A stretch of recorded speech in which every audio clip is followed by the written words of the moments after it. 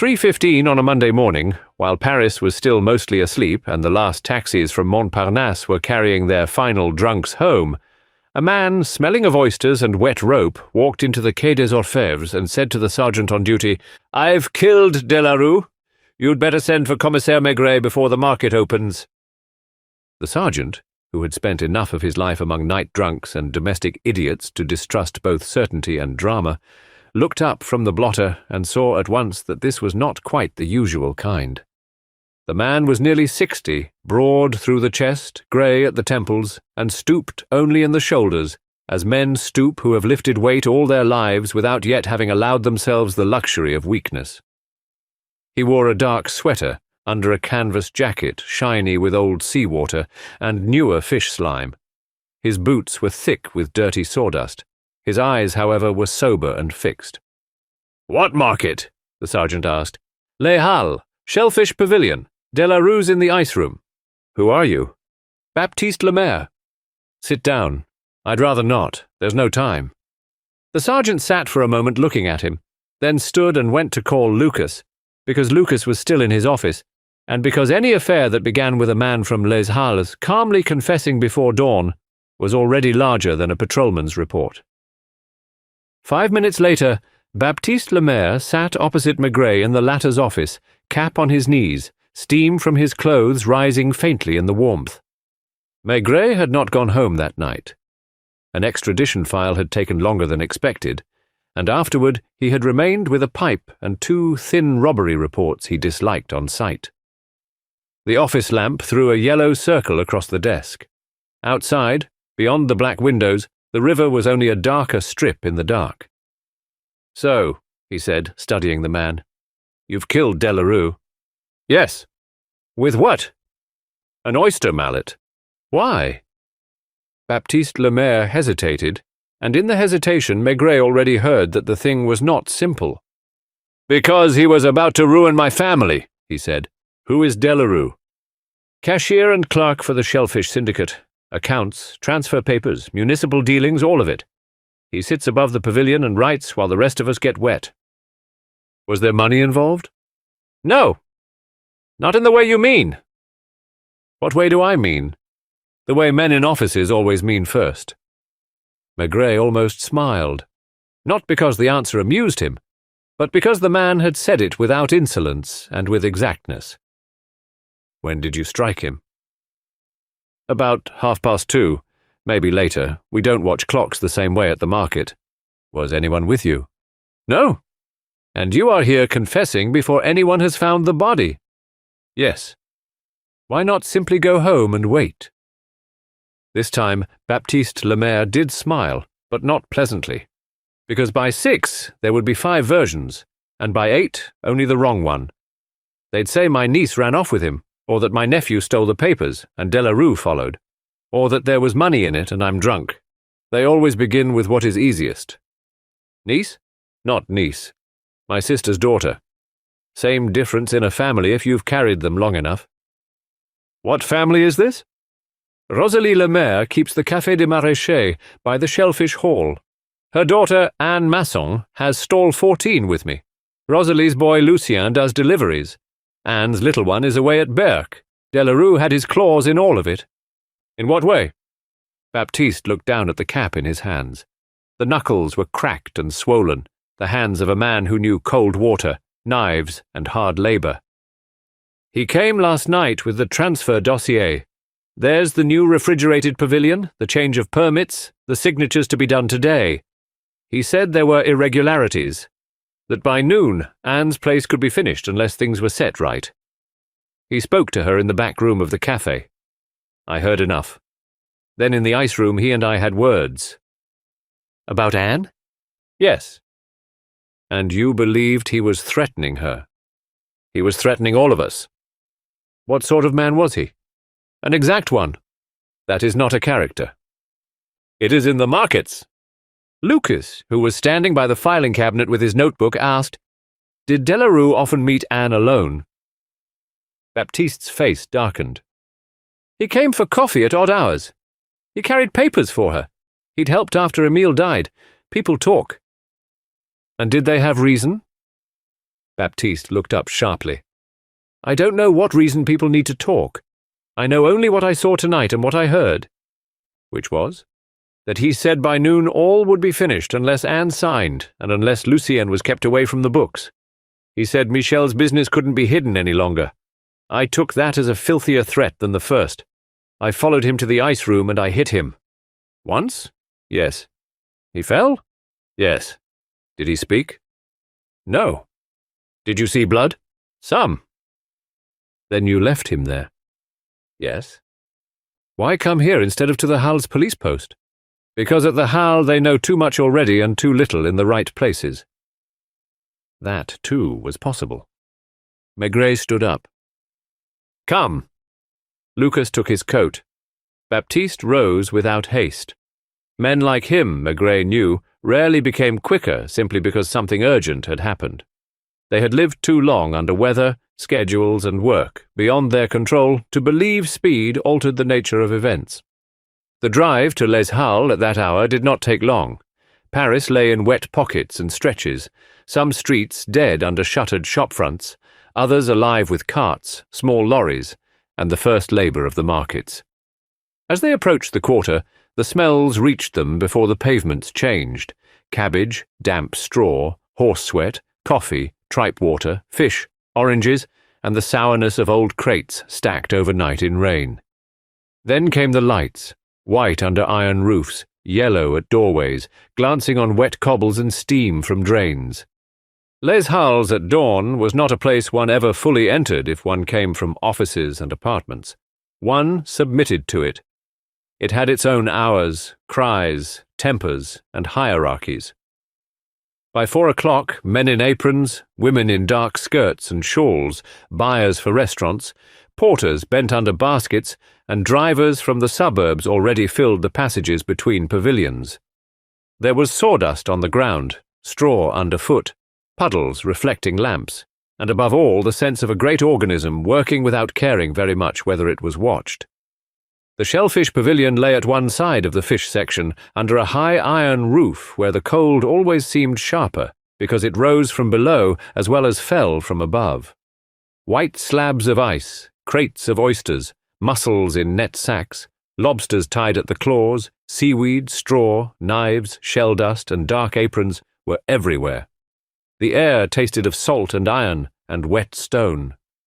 Rosalie Lemaire's café stood just beyond the side entrance, low-ceilinged and already open, with a zinc counter, mirrors stained by years of steam, and bowls of onion soup sending up breath-like vapours. Such cafés are not merely cafés at Les Halles. They are offices, confessionals, infirmaries, counting rooms, and winter shelters.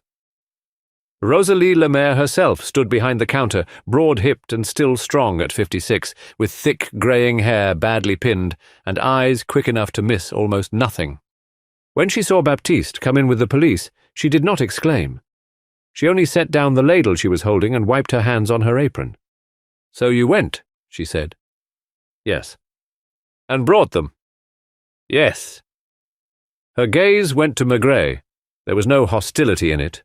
Only a look that said, "If you are a fool, you will be a costly one." "Where is Anne?" Baptiste asked. "At the stall." "Does she know?" "No." Maigret said, "First the ice room." Rosalie came around the counter without asking whether she was invited. Lucas followed. In such places one does not wait for permission from proprietors. One moves and lets them move around one. The shellfish pavilion was waking into its first great activity. Women in rubber aprons were prying open crates. Men hauled ice. Buyers in city coats came through the central aisle, sniffing, poking, and bargaining in voices that mixed with the slap of fish on tables and the scrape of metal shovels through crushed ice. Anne Masson was at stall 14, sleeves rolled, wrists red with cold, prying the lid off an oyster crate with a short knife. She was 29, perhaps, broad in the shoulders without heaviness, with the kind of open, exhausted face young widows sometimes acquire early when they have ceased expecting rescue and must still appear not to need it. At the sight of Baptiste and the police, the knife stopped in her hand, but she did not cry out. "What have you done?" she said to him. "What I had to," Baptiste answered. Maigret watched her very closely then. Not because widows are more likely to know things, but because it is in the face of a woman who works, feeds others, and has had bad luck that one often sees first whether an event falls on prepared ground or opens a new hole. Anne's face did not show new shock. It showed the confirmation of something dreaded since the night before. "Where is Delarue?" she asked. "In the ice room, according to your uncle," Maigret said. Her expression altered, and now there was real surprise. "In the ice room." That was enough to make him glance at Baptiste. The ice room was not a room so much as a low, vaulted side chamber where block ice for the shellfish stalls was stored and broken down. The walls sweated. There were iron hooks, sawdust, melting channels in the floor, and stacks of white-blue blocks from which vapours rose faintly in the warmer air of the hall. A lantern hung by the entrance, though electric bulbs had been strung higher up. On the wet stone near the chopping table lay one dropped ledger and a blood smear no larger than a man's palm. An oyster mallet, heavy-headed and short-handled, lay beside it. There was no body. Baptiste Lemaire stopped dead in the doorway, not theatrically, but as if his bones had altered their arrangement under the skin. "He was there," he said. Maigret crouched by the smear and touched it, still damp. "How long between the blow and your arrival at the quay?" "Half an hour, 40 minutes.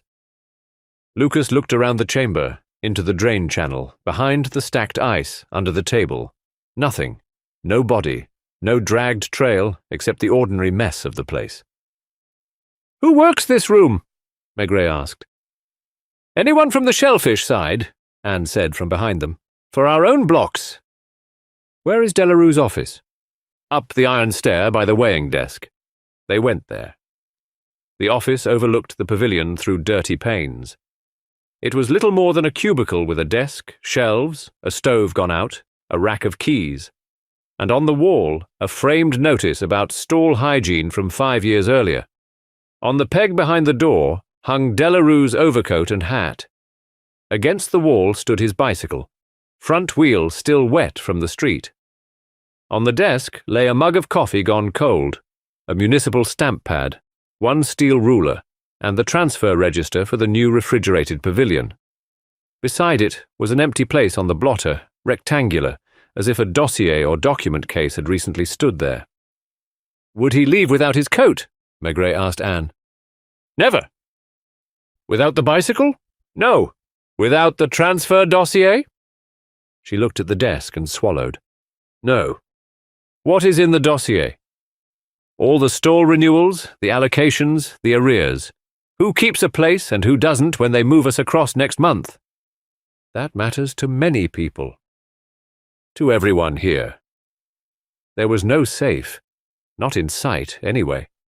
On the shelf lay a pile of envelopes, among them one from the Berck Maritime Sanatorium addressed to Madame Anne Masson, care of Monsieur A. Delarue, Syndicat des Coquillages.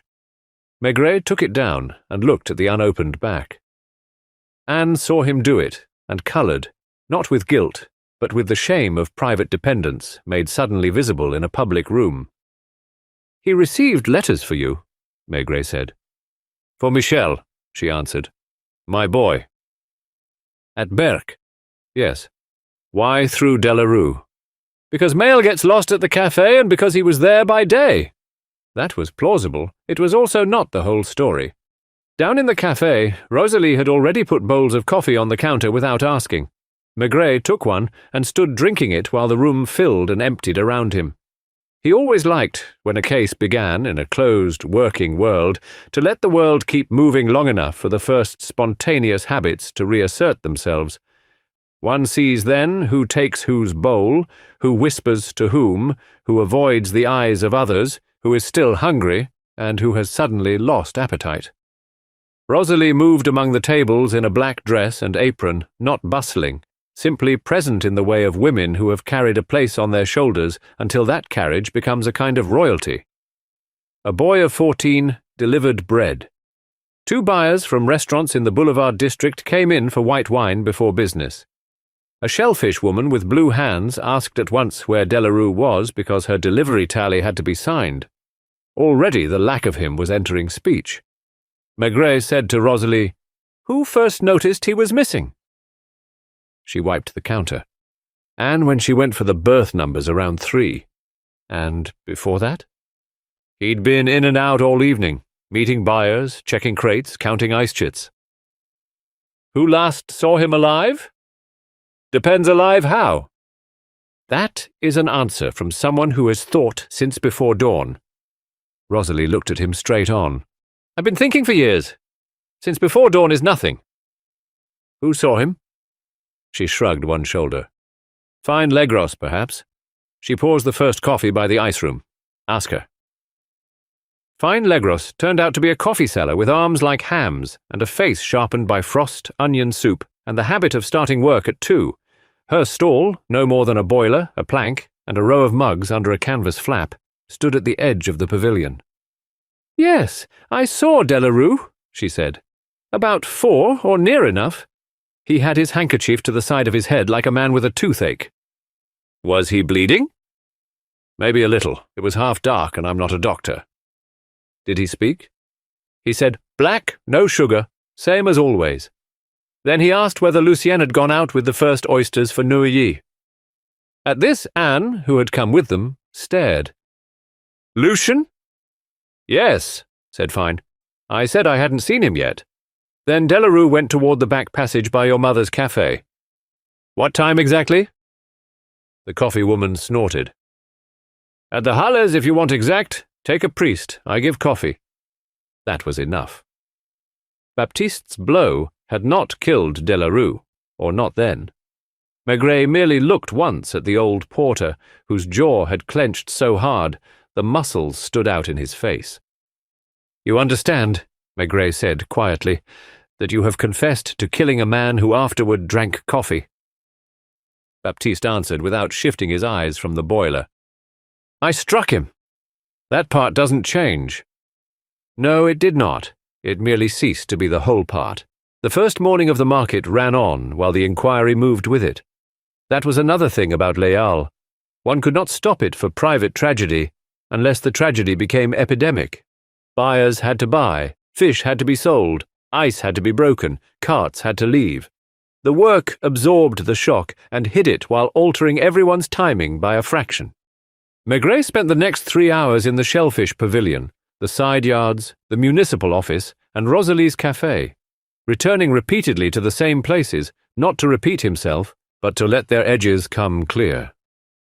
The shellfish syndicate, he learned, consisted of 11 small stallholders, 2 minor individually to bargain well for transport, ice, and municipal arrangements. Delarue had been their cashier and clerk for 9 years. Before that, he had worked for a wholesaler at Dieppe. He was known as exact, unsmiling, and dependable, a man who corrected numbers the way other men corrected collars. He had no great charm, drank little, lived modestly in a 2-room flat in the Rue de Cléry, and came to Les Halles every night by bicycle. He had once been married. The wife had died 7 years earlier in childbirth with the child. Since then he had lived alone, if a man who spends nights among market people is ever truly alone. The new refrigerated pavilion, soon to replace part of the old shellfish quarter, meant that every stallholder's situation had to be regularized. Licenses, arrears, family claims, assistance declared or undeclared, municipal transfer fees, everything. Small sloppiness, long tolerated in old structures, becomes dangerous when it meets new bureaucracy. That was why Delarue had been carrying files and why fear was moving through the market even faster than the rumor of his disappearance. Anne Masson's stall, formerly still in the name of her dead husband Émile, would pass to her if arrears and syndicate contributions were clear by noon Monday. If not, the place could be reassigned or her compensation reduced to almost nothing. And were the contributions clear? Maigret asked her in the back room of the café, where she had finally sat down for 5 minutes with a bowl of soup she was not eating. She stared into the soup. I believed so. You no longer do? No, because Delarue told you otherwise. She looked up, the same capable, tired face, but now with fear in it. Not theatrical fear, not of police exactly, but of a whole daily arrangement collapsing at once. "He came to the back room after the second buyers had gone," she said. "He had papers and looked unwell already. He said there were irregularities in the syndicate accounts, and that my name was mixed in because some of Lucien's signed chits had been used where they shouldn't." "Used by whom?" She hesitated. "By Lucien." "Your brother?" "Yes." "For what?" "I don't know exactly. Small amounts, advances, ice charges that didn't go into the right line. Delarue said he had covered it twice before and couldn't any longer." "And Michel?" At the boy's name she flinched, not because it accused her, but because it landed on the one unarmored place. "He said the Burke bills were mixed into it too." "In what way?" "I don't know. I swear I don't. He spoke too fast. He had his head bound in a handkerchief, and he kept one hand on the table like this." She put her palm on the wood unconsciously in imitation.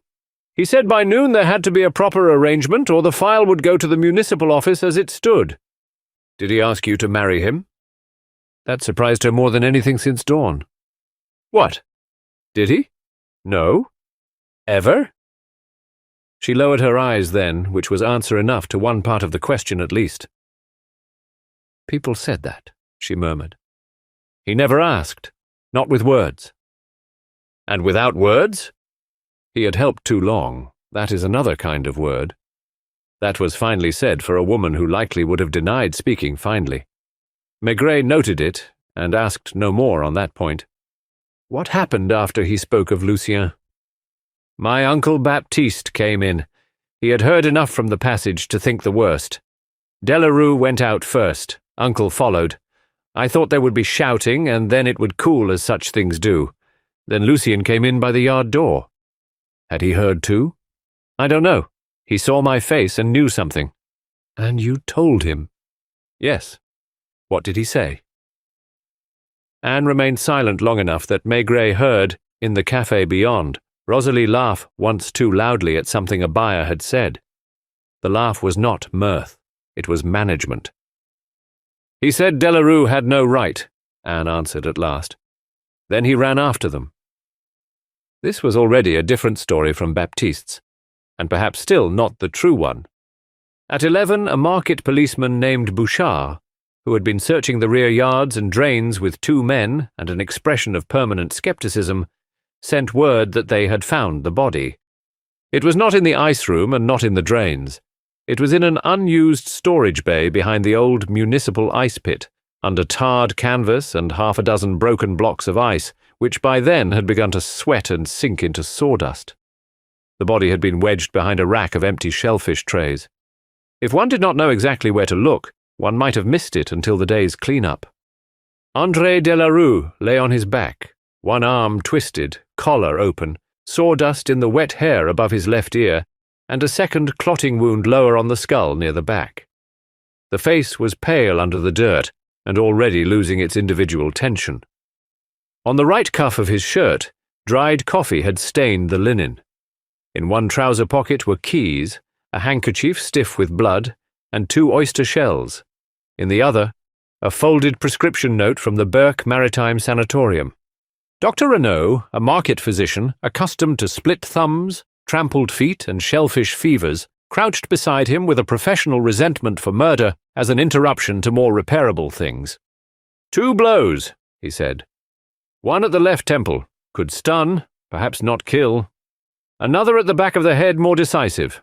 The second likely later, after the first. He moved in between or was moved while alive. Hard to say until the autopsy, but I'd say the second ended it. Any weapon? Not found.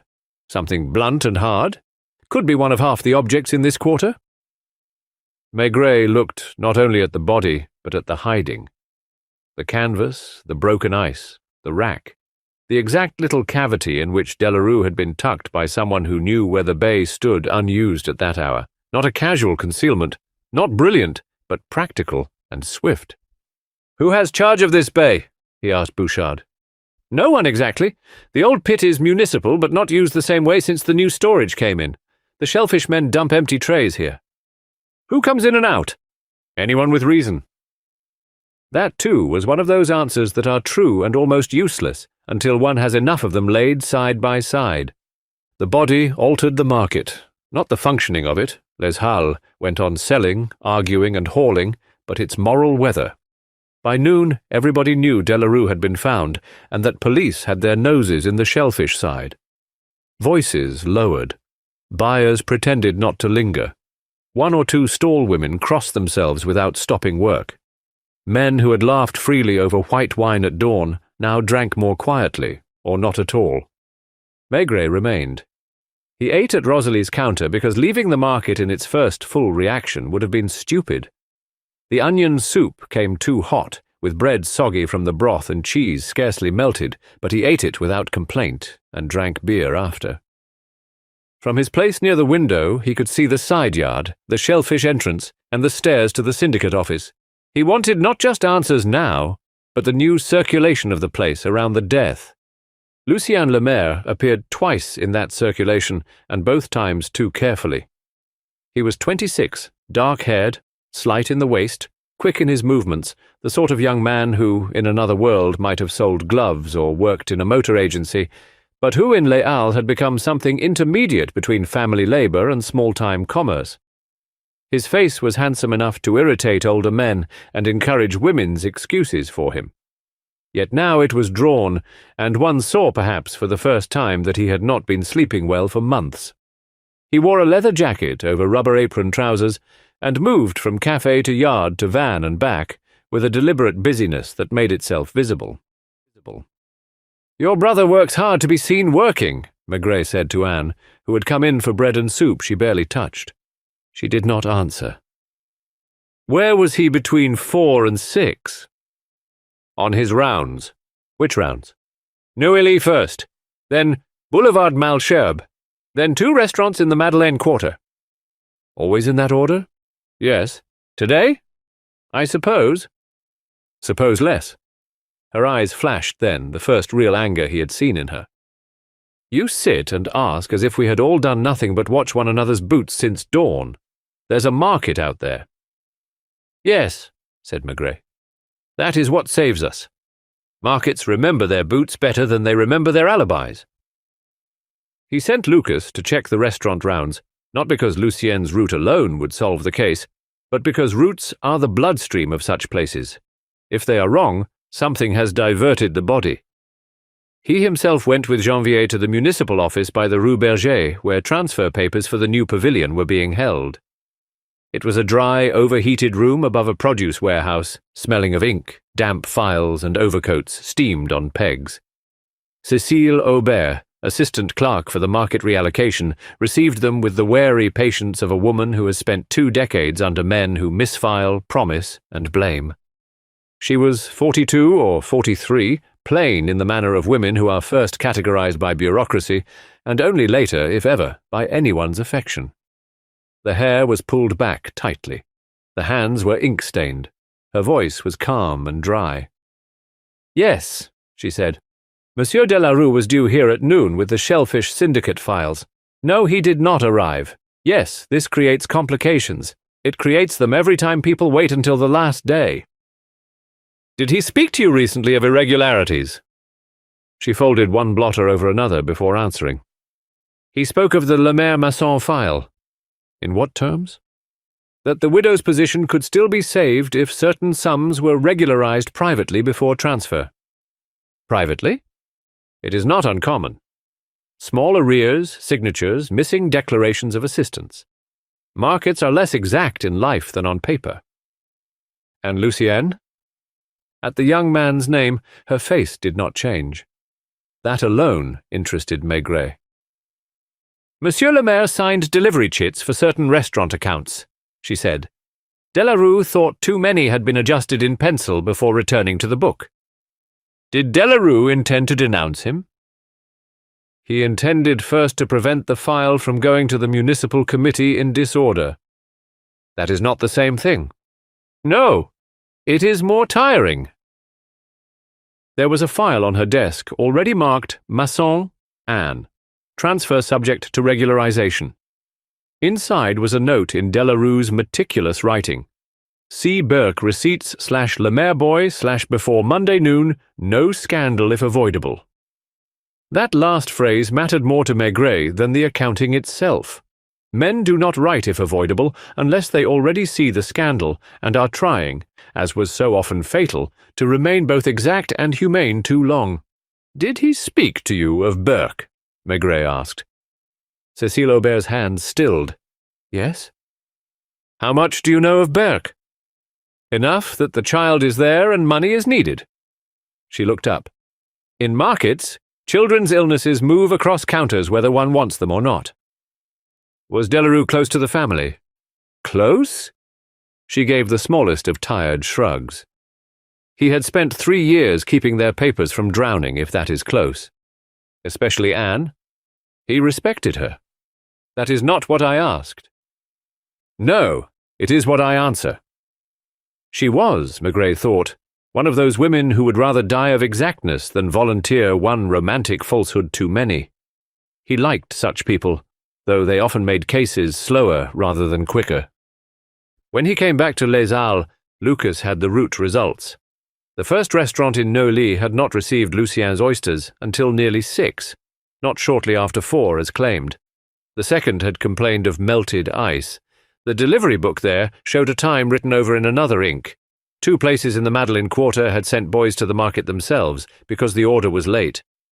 "So he had at least an hour more in the quarter than he says," Lucas said. "Yes. It points." "No," said Maigret. "It opens." That afternoon he let the market empty around him. It was another of his habits in place-bound cases, to remain through the change of tide, as it were, when work slows, floors are hosed, porters sit at last, and houses or workplaces breathe in a different register. Under the high roofs, the shellfish quarter turned from frenzy to wet exhaustion. Men smoked. Women sat on upturned crates and drank red wine from chipped glasses. Sawdust became paste under the hoses. The smell changed from salt and trade to rot, drains, and fatigue. Maigret returned to the café, to the office, to the old ice bay, to Anne's stall now cleaned. He found under the counter a drawer containing unpaid bills, buttons, string, a child's postcard from Burke, showing a beach with striped tents, and behind them a money order receipt for 30,000 francs, sent 3 weeks earlier, in Lucien's name. Not suspicious in itself. Merely another small channel between market and clinic. He asked Rosalie for a private word and took her into the back room where flour sacks, account books, and wine stood among coats drying over chairs. One window looked onto the narrow yard. A child's wooden horse lay under the table, perhaps Michel's from before Burke. "You knew there was trouble in the accounts," he said. Rosalie did not bother to deny it. "I knew there was always trouble." "With Lucien." Her broad face, once perhaps soft enough for laughter more often, hardened. "My son is not a villain." "I did not say villain. You thought it. Everybody does at once with a boy who has a good face and no fixed chair. He has a route, a van, a mother, a sister, and too many excuses. Those are not nothing." "That's right," she said, almost bitterly. "They're not nothing." "Did Delarue help Michel?" There. That landed. Not as a surprise, perhaps, but as a name tied to the wrong drawer. "He helped the file," Rosalie said. "And the bills?" She wiped her hands unnecessarily on her apron. "Sometimes a receipt passed through him, sometimes through me, sometimes through Anne. There are always paper hands between a sick child and his mother." "That is not an answer either." "No," she said, "but it is what I have." "How much did Lucien steal?" Rosalie looked at him then with genuine anger. "If you call it stealing, call the whole market theft. Men borrow crate money till Thursday. Women borrow from fish transport against Saturday. Buyers delay payment and pay compliments instead. Everybody lives a little against tomorrow." "And Lucien?" She sat down heavily on the chair by the flour sacks. "At first, a little. To send Michel something extra when the clinic asked for blankets or medicine. Delarue covered it and cursed and said no more. Then more. Then too much. It got away from him." "Did Anne know?" "No." "Did Delarue mean to tell her last night?" "Yes." "Why last night?" "Because Monday at noon the transfer file closed. because once the committee stamped it, there'd be no more hiding, because Delarue had done enough. She put both hands flat on the table. He wasn't a saint, she said. Don't make him one after. He liked to hold the papers. He liked being the man who could say yes or not yet. But he had done enough. That was again likely the truest measure of Delarue. Not saint, not blackmailer, not lover, pure and simple. A man who had become indispensable to a small group of weaker people, and therefore partly master, partly servant, partly creditor, partly confessor. Such men are rarely loved cleanly. And Lucien? Rosalie closed her eyes for a moment. He loves the boy, she said. His nephew. Yes. Enough to kill for him? She opened her eyes. I don't know what enough is, do you? No. Not in advance. Not in offices. Not in families. That evening, Maigret had Janvier sent by car to Burke with the money order stubs and the prescription note. He wanted not merely to confirm amounts, but to smell, if possible, the relation between Delarue and the clinic with his own man's eyes on the place. Burke was too far for a simple telephone to satisfy him.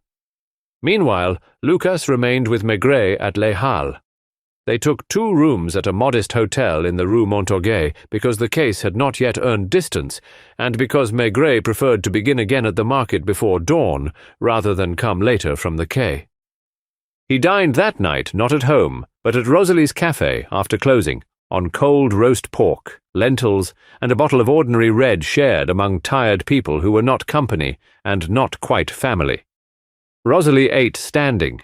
Anne barely ate at all.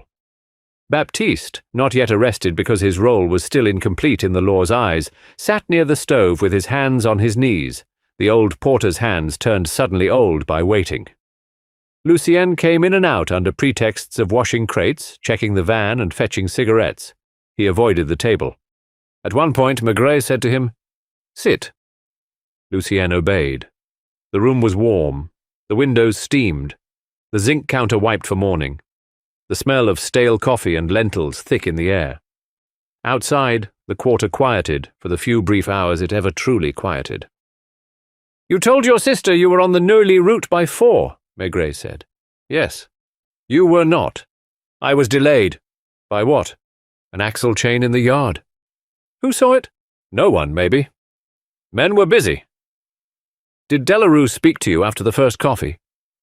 Lucien looked straight at him, and in the straight look there was already the danger of a man who has begun telling himself that if he can maintain one line for long enough, it may harden into truth. "No. What did you do between 4 and 5? "My rounds. I told you." Maigret ate another spoonful of lentils. "You have a good face," he said. "It has made many people answer for you all your life." Lucien's ears reddened, unexpectedly and almost boyishly. "I don't know what that means." "It means your mother has lied quicker for you than for your sister. Your uncle came here to confess before you spoke a word. Delarue covered you twice before last night. Perhaps because of the boy, perhaps because he was tired of ruining Anne. Good faces are expensive, others pay." Lucien stood up abruptly. "I'm not hungry." "No," said Maigret. "That came earlier."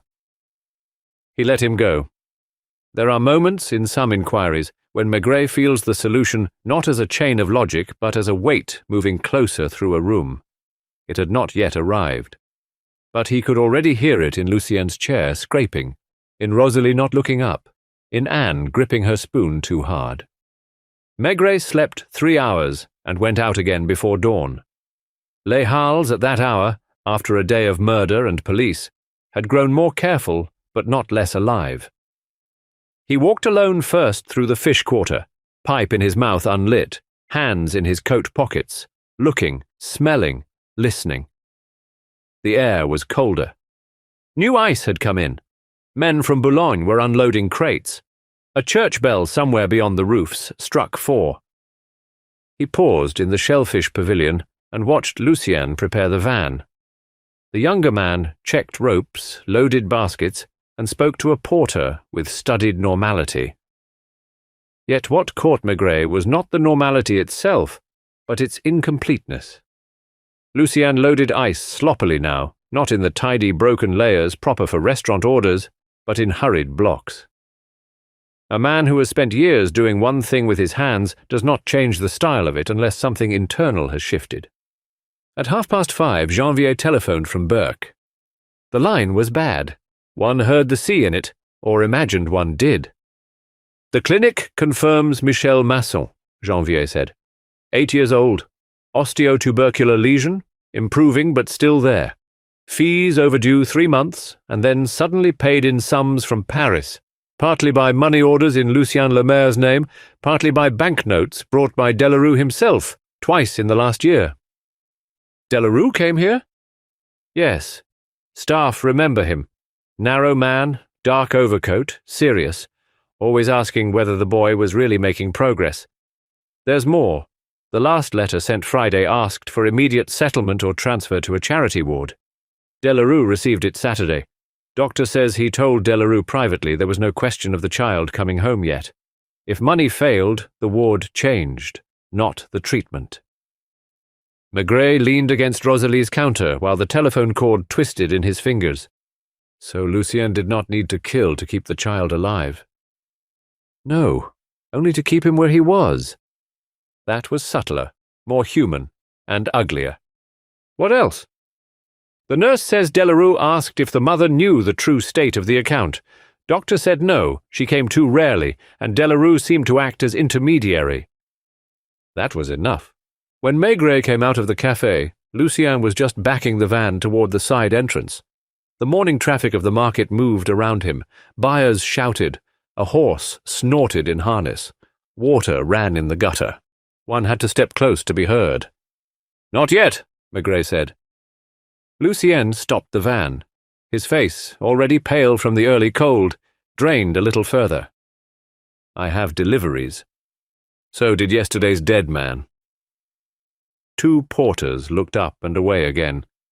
Nothing attracts less attention at Les Halles than a man stopped from work by another man who appears to have the right. "Come inside." This time Maigret took him not to the back room, but to the office above the shellfish pavilion, Delarue's office, still retaining his overcoat on the peg and the smell of cold coffee. Lucas came up behind them and shut the door. Lucien stood by the desk. He looked younger there among the ledgers than he had in the yard. Almost foolish. One saw for the first time not the useful market boy, but the son who had perhaps never quite been expected to become the man of the place, and had therefore remained suspended too long between charm and burden.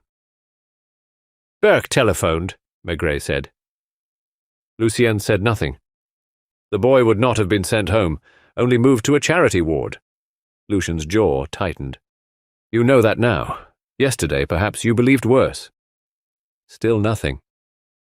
"You stole for him." The younger man's mouth opened, closed. "For Anne," he said at last. "For Anne first." "No. For the boy. Anne would have stopped it. Rosalie, too. Only an uncle can steal for a child without asking the mother because he tells himself he's protecting her. You altered restaurant chits, held back cash, borrowed from ICE accounts, perhaps a little from crate deposits. Delarue covered you twice, maybe 3 times. Then the new pavilion audit came. It could no longer be hidden." Lucien turned his head toward the window, where below them the market moved under the roof in wet grey light. "He was always with papers," he said. "Even when he meant kindness, it came folded and itemized." "Yes." Said he'd come back from Burke and look at the boy's photograph on the wall in the café, as if he owned more of his future than we did. Perhaps he did. A little. Lucien gave a sound halfway between laughter and contempt. That's exactly the sort of thing he'd have liked to hear. Maigret did not respond. He let the room stay as it was, the overcoat on the peg, the uncapped ink bottle, the market sounds beneath. Confessions, if they are to be worth anything humanly, come less from pressure than from a man recognizing the arrangement around him and seeing there is nowhere left to place the lie without breaking it. "Baptiste hit him first," Lucien said after a long silence. "I didn't know that yet. I only knew Anne was white, and Delarue had been talking his way. Then he came into the back room with blood on the handkerchief. He told Anne everything, not about the boy's ward at first. About the accounts, my chits, the transfer. He said by noon either I was out and the money restored, or he would take the file upstairs as it stood." "Did Anne know you'd stolen?" Lucienne shook his head. She knew we were always short, not how. "And then?" "He said there was also the Burke letter, that he'd carried them too long, that Michelle's place would be changed unless payment came. Anne sat down the way she does when she gets frightened and angry together. She looked at me like I was 13 again and had broken something." His face had altered entirely now. The charm was gone. In its place there was the exhausted ugliness of a man stripped down to what fear had made of him. "I said I'd find it. He said there was nowhere to find it from. He had already sold a bond of his own last year and lent me that through the books without Anne knowing. He said it had to stop. Then he said something worse." "What?" "That perhaps the boy would be better in charity care than coming back to this quarter, as if les Halles were a disease." "And that was when you struck?" Lucien rubbed his mouth with the back of his hand. The gesture was almost childish. "He turned to go. He had the dossier under his arm. I followed him into the old ice bay. I thought if I could just take the file 1 day, 1 hour, any time at all. He kept saying, 'Enough, enough,' as if the word settled things. There was a brass shell weight on the tray rack. I took it." He did not weep. Men like Lucien rarely do at once. Tears belong to the next room, the next hour, or to prison when there is nothing left to perform. "I only wanted him to stop saying enough," he muttered. "And after?" He dropped, not like in stories, just heavily. I stood there. I remember the water from the melting blocks running along the channel and making a clicking noise where it hit the grate. I thought he might get up. Then I knew. I covered him with the first canvas, then the ice. I took the file. "Where is it?" "In the coal bin behind the cafe." That was ordinary enough, therefore likely true. Rosalie had coal delivered for the cafe stove. Not much. Enough to hide a flat dossier in black dust where no one would look first. "Did Anne know what you had done?" "Not then." "Rosalie?" "Later. She understood from my face. Mothers do." "And Baptiste?" "I think he hoped all day he had done it himself." That, too, was pitifully true. Maigret looked at him for a moment longer. On the desk, the cold coffee still stained the mug.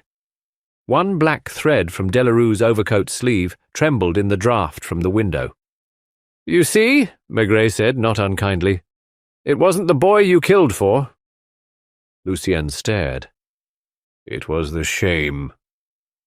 The younger man's eyes flickered then, not in disagreement, but because the truth had landed 1 layer deeper than the easier explanation.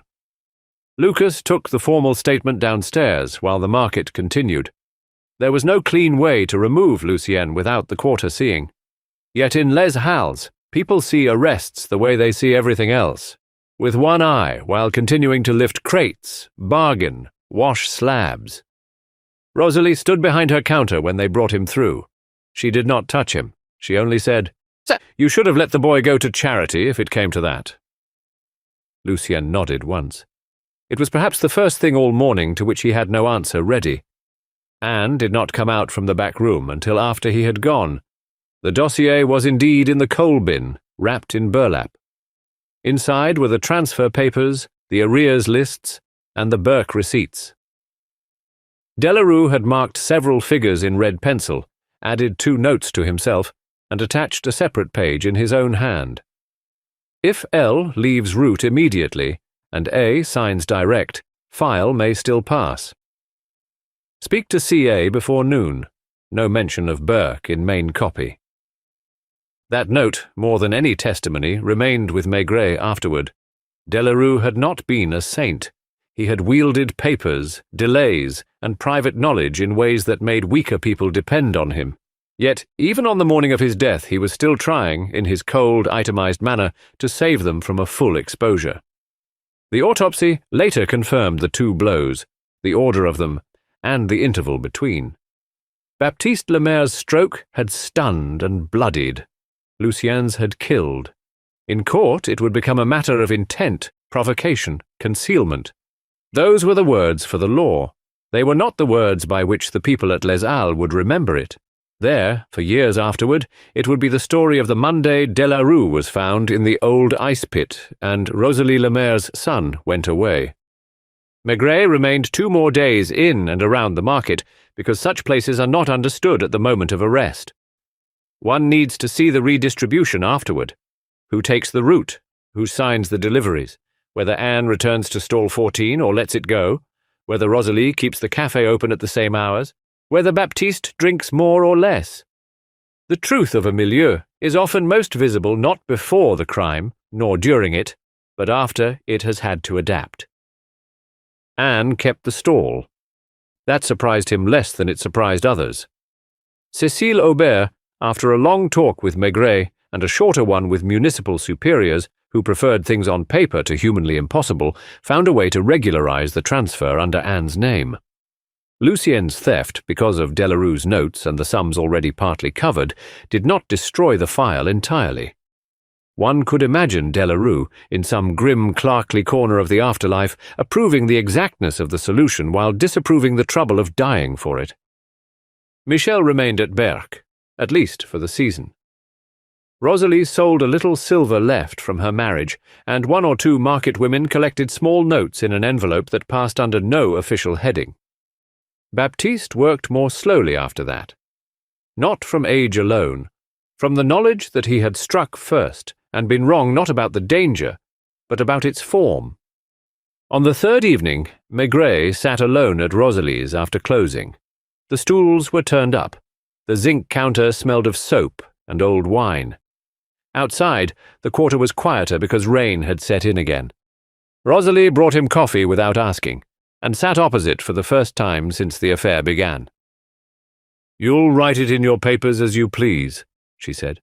"I don't write papers." "You know what I mean." "Yes."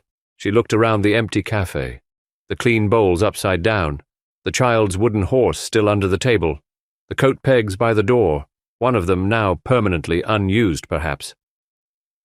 "Delarue was not easy," she said, "but he carried what he could. Lucien was not bad, only weak in the soft place. Anne is stronger than all of us, and will pay longest. That is the sum of it." It was close enough to the sum that Maigret saw no point in improving it. "Why did you open the café at 4 as usual?" he asked. She almost smiled. "What else would you have had me do? Sit in the dark with soup not heated while the market waited? Houses like this don't get the luxury of stopping?" No, they do not. That perhaps was what bound the whole case together. Delarue had kept the papers moving, Rosalie the soup, Baptiste the crates, Anne the stall, Lucien the van, each one in a daily service that became, over time, a prison made of usefulness. And when the prison broke, it did so not in grand dramatic gestures, but in an ice room, a coffee bowl, a file moved from one drawer to another, a child's clinic bill too long unpaid. Maigret walked back toward the river through wet streets smelling of produce and drains. The market behind him still worked in pockets, loading for restaurants, clearing waste, washing stone. The roofs shone under rain. By the church of Saint-Eustache, a woman in a black shawl hurried past with flowers wrapped in paper. A cart of wilted greens creaked toward the dump. It was one of those Paris nights in which labour seems to have no edge and no end. He did not go straight home. Instead, he crossed by the Seine and stood a while on the quay under the dim lamps, pipe in hand, not smoking, merely feeling the damp settle into the collar of his coat. He was thinking not of Lucien's confession. That would be in the file now among the rest, but of Delarue in the dawn coffee light, handkerchief pressed to his bleeding temple, still asking after the Neuilly route, as if there were time left to order the world by its deliveries. That was perhaps the saddest part. Not that he died. Men die. Not even that he died among ice and sawdust, which would have suited half the market men he knew, but that he was still working, still arranging papers and indulgences and postponements, at the very minute when the people he had held together and bound together too tightly had already reached the point beyond arrangement. The river moved blackly in the dark. Behind him, somewhere back in the quarter, a cart slammed over cobbles, and a voice shouted for a gate to be opened.